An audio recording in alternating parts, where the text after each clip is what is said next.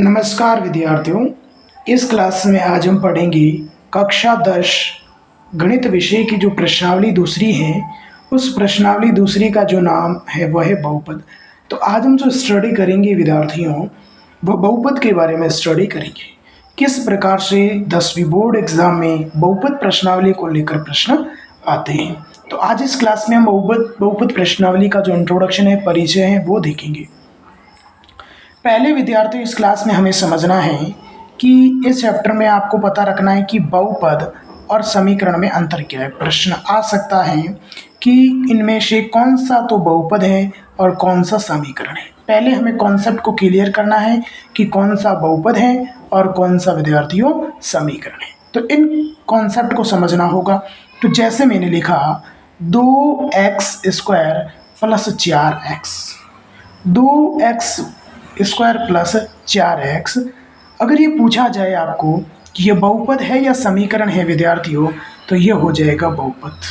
अब समीकरण क्यों नहीं है, इस कॉन्सेप्ट को क्लियर करना है। तो आपके माइंड में बैठाने हैं कि अगर किसी भी संख्या जैसे x प्लस 4 बराबर 0, अगर बराबर में कोई संख्या है, चाहे 0 हो, 1 हो, 2 है, तो वह कहलाता है समीकरण। बराबर में संख्या देकर के कोई भी संख्या है तो वह विद्यार्थियों कहलाता है समीकरण। अगर बराबर में कोई संख्या नहीं है तो वह कहलाता है बहुपद। तो पहला कॉन्सेप्ट क्लियर हो गया। बहुपद और समीकरण में अंतर क्या है। तो बहुपद और समीकरण में अंतर क्या है कि बराबर, जैसे मैंने लिखा example 6x² plus 3x plus 4, ये बहुपद है या समीकरण है विद्यार्थियों, तो ये हो जाएगा बहुपद। समीकरण क्यों नहीं है, क्योंकि बराबर में कोई संख्या नहीं है। इसी को मैंने लिखा 6x² प्लस 4x प्लस 3 बराबर 0। अब ये क्या है, अब ये विद्यार्थियों समीकरण है, ये बहुपद है और ये क्या है, समीकरण है। तो पहला जो हमारा कॉन्सेप्ट क्लियर हुआ है वह बहुपद और समीकरणों को लेकर था। दूसरा हम बढ़ते हैं। अब प्रश्नावली का नाम ही अपने तो बहुपद है, तो बहुपद को पढ़ना है कि कौन से बहुपद क्या होती है, बहुपद की घात क्या होती है, वगैरह वगैरह। ये प्रश्न पूछे जा सकते हैं। तो इन प्रश्नों को हम कॉन्सेप्ट को पहले क्लियर करेंगे, फिर प्रश्नावली में हम क्या करेंगे, प्रश्न सॉल्व करेंगे। बढ़ते हैं अगला प्रश्न। अब हम बहुपद को लेकर चर्चा करेंगे। पहला जो हमारा पॉइंट है वह है बहुपद की घात को लेकर। किसको लेकर, बहुपद की घात को लेकर प्रश्न पूछा जाता है कि बहुपद की घात कितनी है। तो देखो, बहुपद की घात के नाम पे ही इसका नाम पड़ा है। जैसे मैंने लिखा 4x प्लस 3, अब ऊपर घात नहीं है, 4x प्लस 3 ऊपर कोई घात नहीं है ना, तो आपको माननी है घात 1, ये ध्यान रखना है। तो घात कितनी मानेंगे अपन, 1 मानेंगे। अगर किसी बहुपद की घात 1 है तो वह बहुपद कहलाता है रेखिक बहुपद। कौन सा बहुपद कहलाता है विद्यार्थियों, रेखिक बहुपद। अगर किसी बहुपद की घात 1 है तो वह बहुपद कहलाता है रेखिक बहुपद। पहला क्लियर हो गया कॉन्सेप्ट कि रेखिक बहुपद क्या है।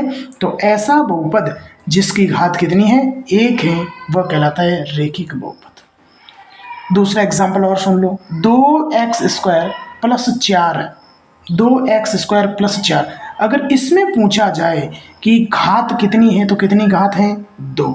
और ये अगर 2 घात है तो वो जो बहुपद होगा वो कौन सा बहुपद होगा विद्यार्थियों, वह हो जाएगा द्विघात बहुपद। कौन सा बहुपद होगा, द्विघात बहुपद। पहला समझ में आया, रेखिक बहुपद।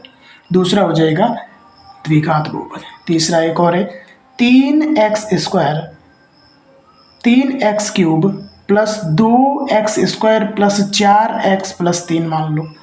इसमें उच्चतम घात कितनी है, उच्चतम घात कितनी है इसकी, 3। अगर उच्चतम घात 3 है तो ये जो बहुपद हो जाएगा वो हो जाएगा त्रिघातीय बहुपद। कौन सा बहुपद है विद्यार्थियों, त्रिघातीय बहुपद।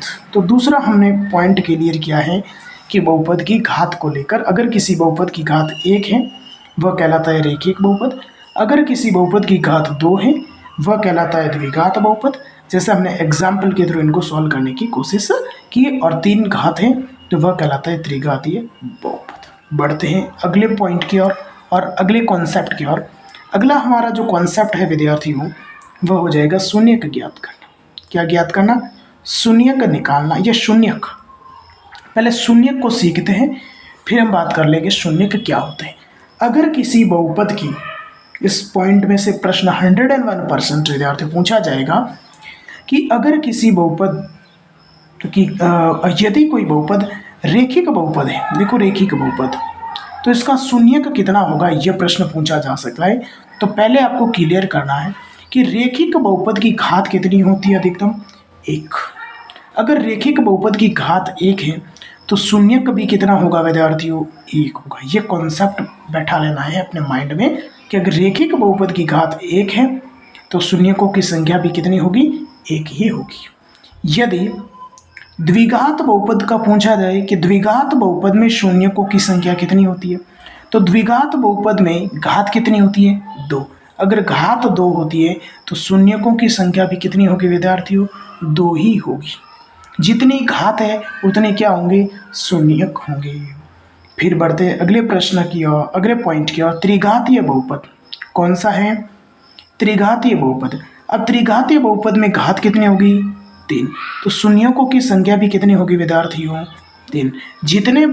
जितनी घात होगी उतने ही क्या होंगे, शून्यक होंगे। तो दूसरा पॉइंट समझ में आया या नहीं आया, आ गया।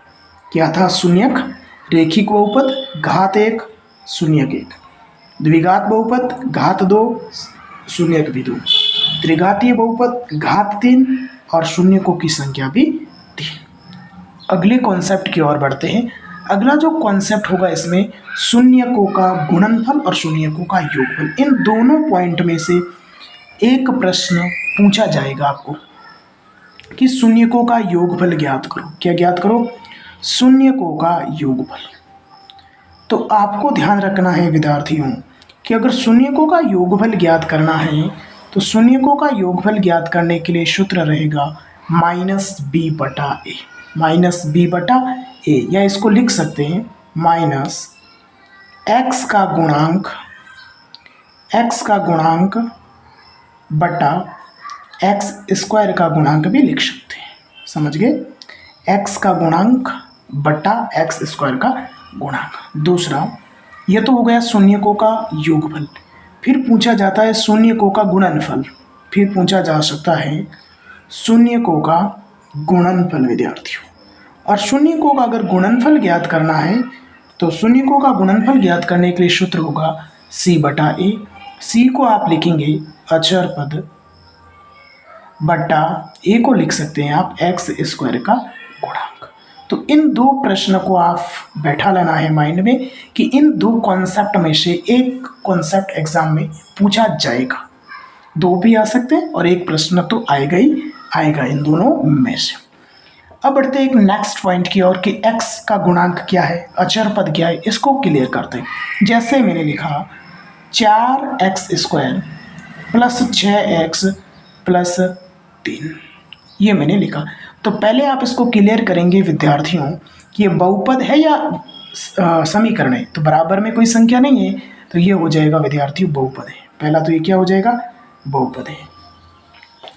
फिर आप देखो x² के साथ में कितने हैं, 4। तो जो x² का जो गुणांक हो जाएगा ना वो कितना हो जाएगा विद्यार्थियों, 4 हो जाएगा। x² का गुणांक कितना है, 4।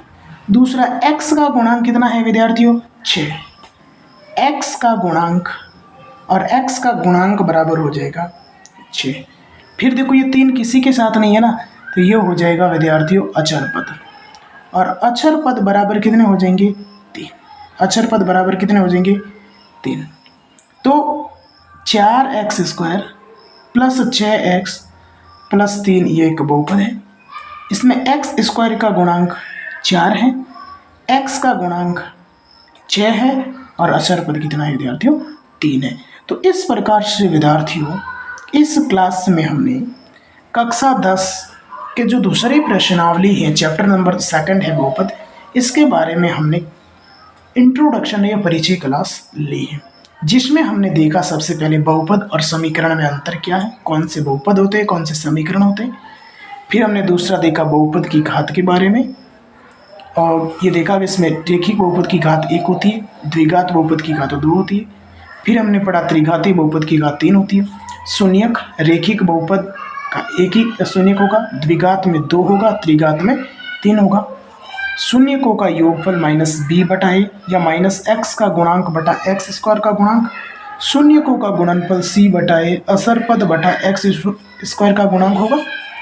और लास्ट में हमने देखा कि एक्स स्क्वायर का गुणांक क्या है, एक्स का गुणांक क्या है और अचर पद क्या है। इस प्रकार से इस क्लास में हमने विद्यार्थियों बहुपद की इंट्रोडक्शन क्लास ली है।